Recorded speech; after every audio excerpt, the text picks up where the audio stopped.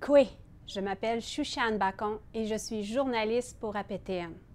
Le temps des fêtes approche et je m'inspire de cette période pour cette capsule-ci.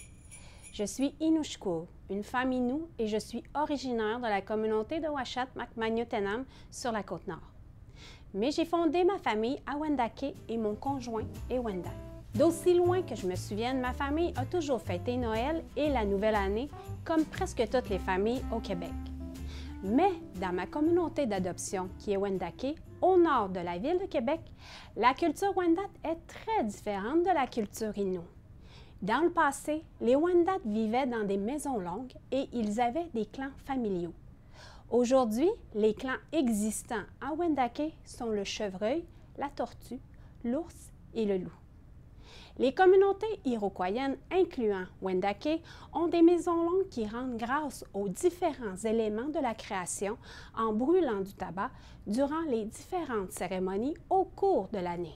Et dans les maisons longues, la nouvelle année se célèbre lorsque les Pléiades sont à leur zénith dans le ciel, soit lorsqu'elles sont à leur plus haut dans le ciel, c'est-à-dire à la fin janvier ou au début du mois de février. Lorsque l'on aperçoit les Pléiades, qui sont une constellation de 7 étoiles, à leur plus haut, il faut annoncer la célébration de la mi-hiver. Cette cérémonie célèbre la nouvelle année avec ses rituels qui pouvaient durer une semaine dans le passé. Maintenant, elle dure 3 jours. Mais que sont les Pléiades? Les Mohawks et les Wendat ont cette légende commune racontant l'historique de cette constellation. C'est mon frère du clan du Loup qui m'a permis de reprendre sa version et j'aimerais vous la raconter.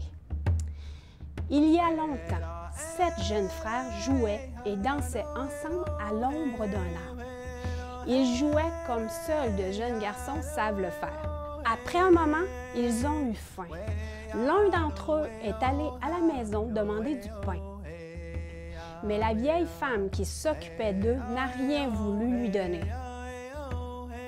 Il est donc retourné à l'arbre où se trouvaient les autres. Ils ont repris leur jeu d'enfant. Puis, plus tard, un autre sentit la faim gargouiller dans son ventre. À son tour, il est allé à la maison pour demander du pain.